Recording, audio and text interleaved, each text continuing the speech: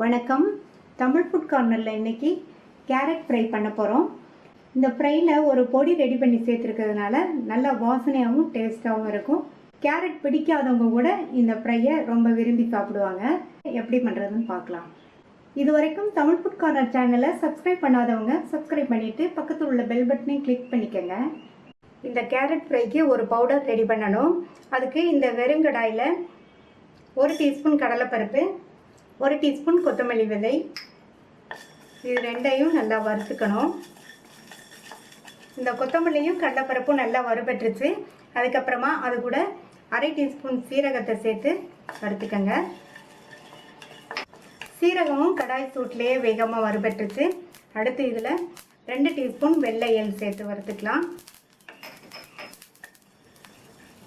சேர்த்த எள்ளுமே நல்லா படபடன்னு பொரியுது. இப்போ ஸ்டவ் ஆஃப் பண்ணிவிட்டு 2 டேபிள் ஸ்பூன் வறுத்த வேர்க்கடலையை சேர்த்து வறுத்துக்கலாம். வறுத்த வேர்க்கடலைங்கிறதுனால சீக்கிரமாகவே வறுபட்டுரும். இப்போ இது எல்லாத்தையும் தனியாக ஒரு பிளேட்டில் கொட்டி வச்சிடலாம்.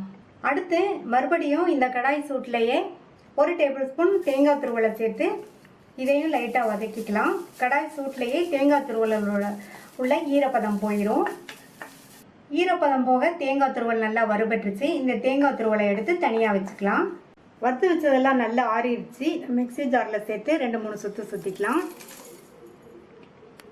இந்த மாதிரி 2-3 சுற்று சுற்றிட்டு இது கூட 5 சின்ன பல் பூண்டு, 1 டீஸ்பூன் தனி மிளகாத்தூள், 2 பிஞ்ச் மஞ்சள் தூள், தேங்காய் துருவல், அது கூட 1/4 டீஸ்பூன் உப்பையும் சேர்த்து 2 சுற்று சுற்றிக்கலாம்.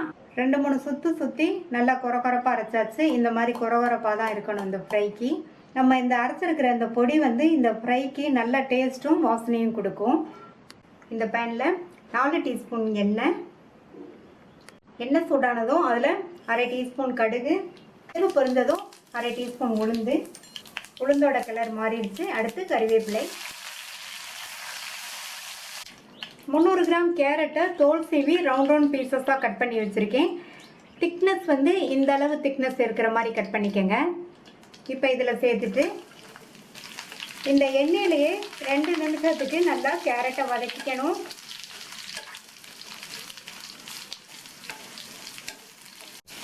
கேரட்டை 2 நிமிஷமாக வதக்கி விட்டாச்சு. இப்போ இதுக்கு உப்பு சேர்க்கணும். 1/2 டீஸ்பூன் உப்பு சேர்க்குறேன். நம்ம பவுடர் அரைக்கும் போது 1/4 டீஸ்பூன் சேர்த்தேன். இப்போ இந்த காய்க்கு மட்டும் 1/2 டீஸ்பூன் போதும். இதில் 2 டேபிள் ஸ்பூன் தண்ணி சேர்த்துக்கலாம். தண்ணி இந்த அளவு சேர்த்தா போதும். நல்லா ஒரு தடவை மிக்ஸ் பண்ணி விட்டுட்டு மூடி வச்சிடலாம். ஸ்டவ்வை மீடியம் ஃப்ளேமில் வச்சுக்கோங்க. இடையில அப்பப்போ திறந்து பார்த்து கிண்டி விட்டுக்கோங்க. 6 நிமிஷம் ஆச்சு.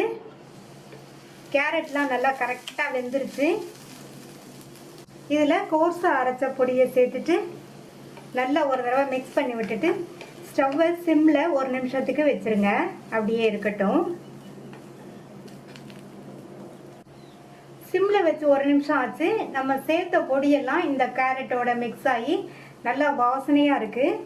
இதில் பொடியாக கட் பண்ண கொத்தமல்லி இலைகளை தூவிட்டு நல்லா ஒரு தடவை மிக்ஸ் பண்ணி விட்டுட்டு ஸ்டவ் ஆஃப் பண்ணிடலாம். கமகமன் வாசனையோட டேஸ்டான கேரட் ஃப்ரை ரெடி ஆயிடுச்சு. இந்த டேஸ்டான கேரட் ஃப்ரையை ட்ரை பண்ணி பார்த்துட்டு உங்கள் கமெண்ட்ஸை சொல்லுங்கள். தேங்க்யூ.